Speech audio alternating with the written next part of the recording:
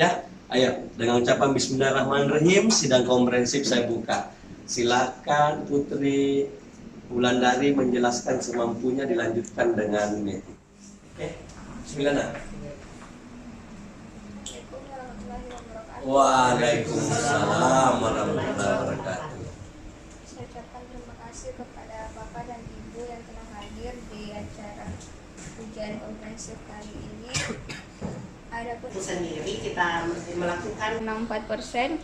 Yang kelima, pay out time sebelum dan sesudah. Yang keenam, break event point sebesar 46,5, shutdown point sebesar 16, proses.